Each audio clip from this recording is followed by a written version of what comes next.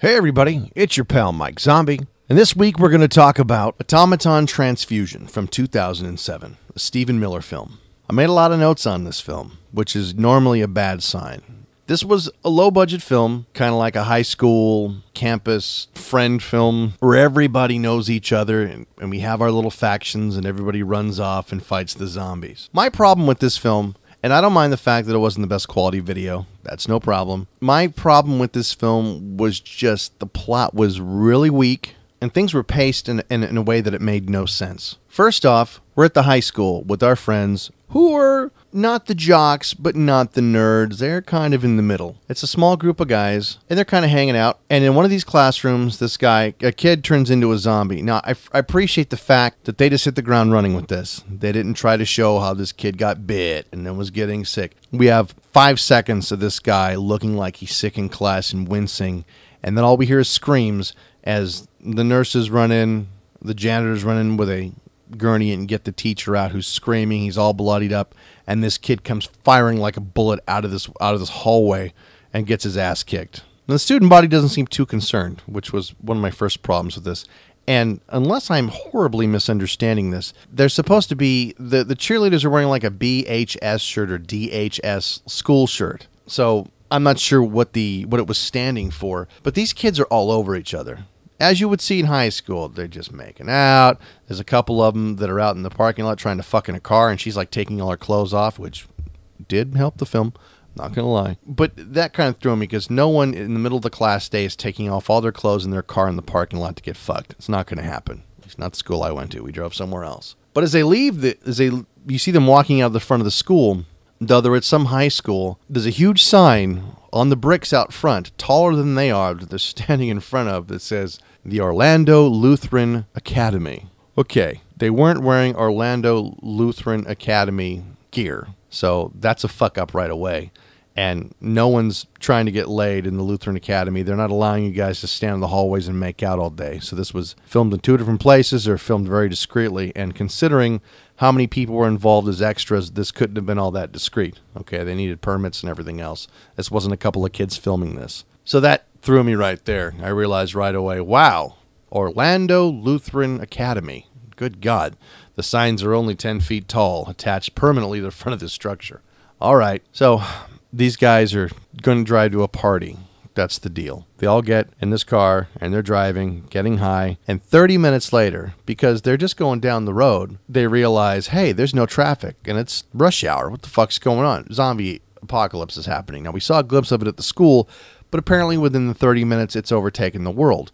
So they pull into a town, and they're like, what the fuck is going on? This is my next. What the fuck are they thinking as far as pacing goes or plot pacing? They pull into the city, and it's deserted after 30 minutes. So something's not right. But they drive in, and they get out of the car, and suddenly zombies up the ass are chasing them. 100 of them. So these guys are like, what the fuck? And they run into this club.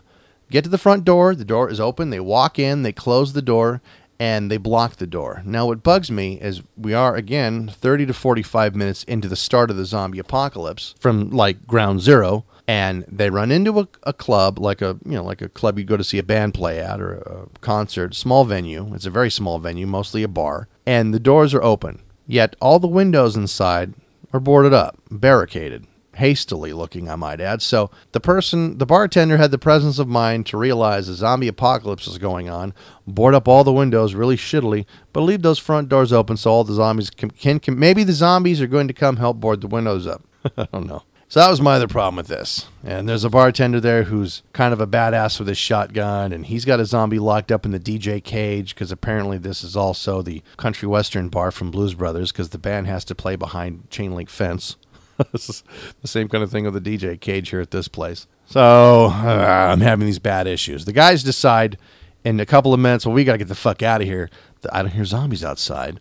Let's run to the car. So for no reason whatsoever, the bartender runs out with them to cover them with his shotgun. Keep in mind, these are people he doesn't know and probably doesn't give a fuck about. And eagerly gives his life to the zombies so that these kids that he doesn't know that are all slackers and stoned can escape. A huge, makes no sense part of the plot. So let's move this to another location. So this party we see And this is where I just went, fuck, really? We see the inside of this party. Light music, some light dancing going on. There's a very pregnant woman standing by the door next to some guy, and they're just chatting away. A teenage zombie, shows up at the door, and he's got blood all over his face and his shirt. And the pregnant girl goes like, oh, hey, Kevin, what's going on? Oh, are you okay? He's a zombie. No, he's not okay. So what does he do in a party full of people that are standing there dancing, that are all looking over? He punches her in the stomach, through her stomach, pulls out her baby, and starts eating the baby's brains. And everybody in the party goes, huh, and just kind of stares like, well, that's something you don't see every day. That kills me. Because obviously with the fast-running zombies and everything and the desolation of just a few people, they're trying to capture the 28 days later kind of feel. But then they went the stupid route with the, I'm going to eat your baby by punching through your stomach. And no one's going to try to intervene. They're just all going to watch like, wow. Movie kind of lost me there. Well, it lost me before, but that fucking did the deal. I guess they didn't have much in the way of money for special effects. So anytime any real zombie action took place, the camera just shook violently. I mean, I guess you can get away with not showing too much detail as long as you have screaming, blood squirting, and shaky camera. You don't have to zoom in and show anything in detail. So that's fine. And that seems to be the thing now. I don't hold that against this film. I really don't. Only because they had a scene that was fucking amazing where someone pulls off a girl's jaw, and the look on her face as her jaw was being pulled off, and you could see it was brilliant the way they did it. Probably one of the better facial disfiguration scenes I've seen in many years. So for this group, I will say your special effects crew, that was the best shot of the film, easily. So these kids end up going back to their high school. Our main heroes, they bump up with a couple other people. They all hop into a car and go back to their high school, which turns out was a bad idea.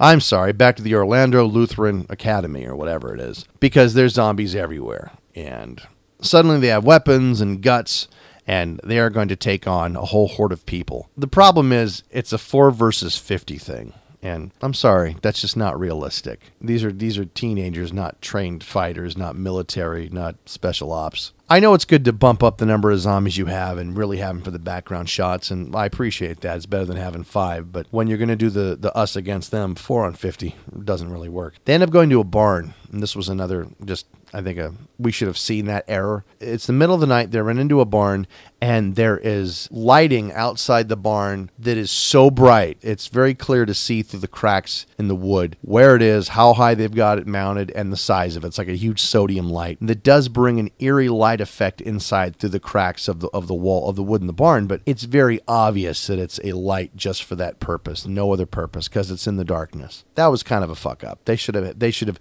shot from a different angle so we wouldn't see the source of the light coming in. Now they kind of throw a curveball. They run into at the high school this guy who's in the military. He was the janitor for their school, but now we see him in fatigues, and he's like, hey everybody, it's your pal janitor. I couldn't resist. And he proceeds to tell them that this whole town and all the people in it and everything else are just part of a military experiment and have been for years, that their town isn't on any map. And you would think a town of that many people, considering that there's thousands of kids at this place, someone would have realized, hey, no one can find us on MapQuest. You don't appear in any maps. You're not on Google Maps, nothing. Somebody would have known. Someone would have asked, and it would have made more sense. And that the government was doing a test to see how well they could contain it, and things kind of went crazy, and just dumb. It was like they didn't know how to end it, so they ended it that way. I don't know. I didn't like this film. So on the Bradinsky rating system of buy it, borrow it, or don't bother, this is, again, a don't bother. At least there's some boobs in this. For you fledgling filmmakers, if your movie is going to stink, make Tittyland. That's all I'm saying. At least give me, because I have to watch it anyway. So at least make me go, oh. And if you only have time or money or equipment to make one decent special effect, make it look really good. There's ways you can get around stuff like the shaky cam because you had enough blood. The shots you're going to take really step up to the plate, because like the jaw scene in this, that was my favorite moment of the film. It was really gory, and you did a really good job. So for the rest of you listening, learn from that. All right? You guys have a great week, and we'll talk to you soon. See you.